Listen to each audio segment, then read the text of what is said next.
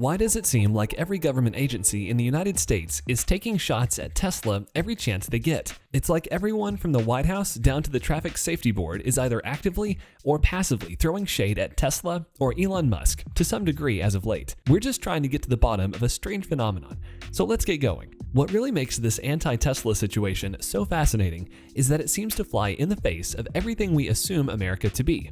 We've heard endlessly about the American dream out here in the world.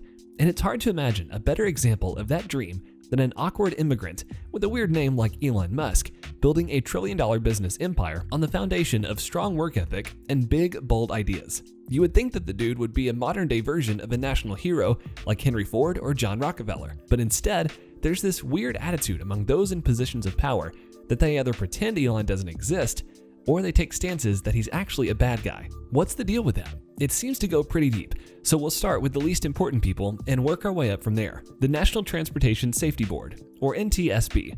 The National Transportation Safety Board is one that we've been hearing a lot about recently when it comes to Tesla-related grievances and investigations. Just recently, on or around October 25th, the chair of the board wrote a letter to Elon Musk, and excerpts of the letter have been made public through stories in the media. From what we can gather, Chairwoman Jennifer Homendy is pretty upset with Elon because Tesla has not formally responded to NTSB's recommendations about their autopilot software. What they're getting at here is a 2017 recommendation where the NTSB told automakers that they should limit the use of their Level 2 automated driving systems. This all stemmed from a 2016 crash involving a Tesla Model S and a tractor-trailer. This was the first known fatal collision with a Tesla autopilot system engaged. Basically, what happened was a semi-truck crossed a 4-lane divided highway, and the Tesla crashed into the side of the trailer at 75 miles per hour. In this location, there's an intersection with a break in the center median that allows vehicles to make unprotected left turns across traffic. What was found in the investigation was that the driver of the Tesla wasn't paying attention and didn't realize that the semi-truck had pulled out in front of him.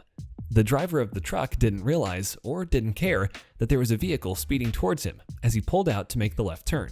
And autopilot didn't realize that there was a truck in the road and didn't take any measures to avoid it. So there was a lot going on here that contributed to the crash, but the one factor that rose to the top in the media reports and the investigation was the autopilot. Tesla openly admitted that at the time, there were two main reasons that the autopilot didn't do anything to prevent the crash. Because autopilot was, and still is, only designed for highway use, the collision detection system wasn't tuned to an obstacle being perpendicular across the road.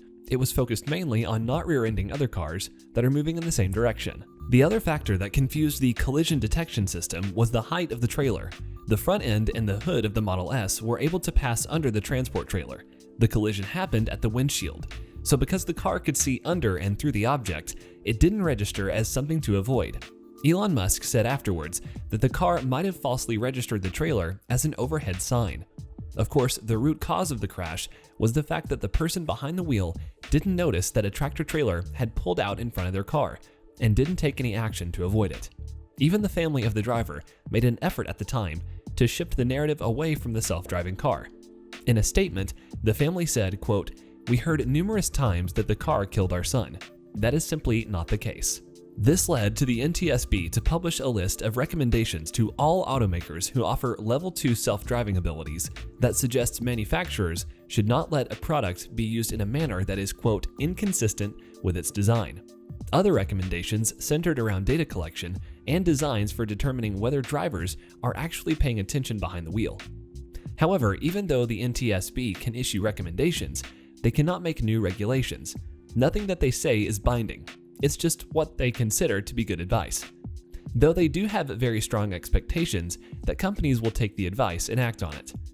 That's what Homendy is referencing here in her letter. She says that 5 other automakers in the report officially responded to the recommendations within the 90-day window that the board prescribes. And the NTSB officially flagged those responses as acceptable, but Tesla did not file a response. In October 2021, just days before the NTSB letter was published, we got reports that Tesla has been given full notice to full self-driving users who don't pay attention to the road and warning them that access to the software will be revoked. Here's an excerpt from the email that Tesla is sending to drivers who misuse the software. Quote, "This is your only warning to please keep your hands on the wheel and remain attentive at all times when using autopilot. The car is not autonomous. If you are not paying attention, a crash could happen, and you or others could get hurt or worse. So failure to abide by this warning will result in the removal of the FSD beta feature from your vehicle. This shows that Tesla has complied with the NTSB, and so it's a little odd for the NTSB to outright claim that Tesla has done nothing to improve their driver monitoring when they have demonstrably done quite a lot. The National Highway Traffic Safety Administration, or NHTSA. The National Highway Traffic Safety Administration is a level up from the NTSB. These people actually have some teeth when it comes to making rules and regulations, and they have bones to pick with Tesla as well. The ongoing situation between the NHTSA and Tesla again revolves around autopilot. No surprise there. In this case, the administration is investigating 12 collisions involving Teslas on autopilot that have smashed into emergency vehicles. We don't have specific details readily available on all of the accidents, but we've learned that they all occurred at night and involved emergency crews using flashing lights, flares, an illuminated arrow board, or cones to warn of hazards. So on the one hand, it looks like they're making a fair point. If autopilot can't recognize an emergency situation with fire trucks and police cars on the road, then that's not ideal. Obviously, it's probably something that the software should be able to detect and make some kind of response, probably to shut itself off and make the driver take control, or at the very least, slow the car down. On the other hand, any responsible car driver who sees flashing lights and emergency vehicles on the road should just instinctively switch off autopilot or any other kind of cruise control feature that they might be using. It seems like a common sense solution. Either way, in this case, Tesla has actually submitted their response to the administration's request. They don't really have much of a choice, because this time there are legal consequences to just ghosting. The NHTSA compelled Tesla to turn over autopilot data collected from over 750,000 vehicles, the majority of all cars Tesla has ever made. And so far, Tesla has submitted a partial response to that request, which came with an October 22nd deadline. The contents of Tesla's response are unknown because they have made a broad request for confidential business treatment, which is fair to say. Autopilot is a selling feature for Tesla, and they don't want 7 or 8 years worth of data getting out to the competition. Not that competition is being left out of the whole investigation though. Every other automaker who uses level 2 driver assist features also has to submit their data to the NHTSA. They just have a later deadline than Tesla to do it. So the eventual ruling is going to be much larger and wider ranging than just Tesla and autopilot. This could be a kind of referendum on advanced driver assist features as a whole. Meanwhile, on September 22nd, Tesla released an over-the-air software update to their Model 3 and Model Y vehicles that seems to directly address the issue with emergency vehicles and flashing lights. While the update itself didn't include specific notes related to the added feature, the owner's manual has been updated. The NHTSA saw that Tesla had made the update and responded to that by asking the automaker why they had not issued a recall order to address the software update. That is strange. It seems that the point that the administration is trying to make is that if Tesla is sending out a fix to a defective problem, then they should make everyone aware that this is what they're doing. But it seems like this is more of a case of Tesla adding a new feature that didn't exist before, as opposed to fixing a broken feature. It's hard to see what a recall order would accomplish, or what difference it would make, because the new feature was just automatically added to every car without the owner needing to do anything themselves. The president. And that goes as high up as President Joe Biden himself. He doesn't outwardly criticize Tesla, but he does passively bring them down by just refusing to acknowledge that they exist.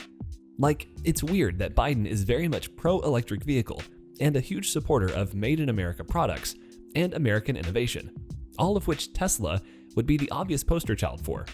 But when the White House holds a conference for American automakers to talk about transitioning to electric vehicles, Tesla is nowhere to be found.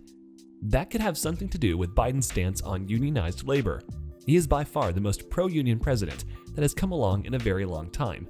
During his campaign, Biden was endorsed by some very influential labor unions, and so far in his presidency, he's appointed a lot of former union leaders to high positions of power in his administration. Elon Musk, on the other hand, has been accused and convicted of illegally sabotaging Tesla employees' efforts to form a union. There are no consequences associated with that ruling, but it does make Elon's stance on the matter pretty well known. Still, you'd wonder why a difference in opinion between Biden and Musk on one issue should have such a large effect on the relationship between the government and Tesla as a whole. Like we keep saying, it's all just very strange. And even after spending all this time looking into the subject and researching all of these different boards and administrations and levels of government, we can't really put a finger on any one thing. As much as I thought we might uncover some kind of conspiracy with all this work, I just don't think it's there. Tesla represents a change and a different way of doing things. Some people just don't like that. Maybe that's all there is to it.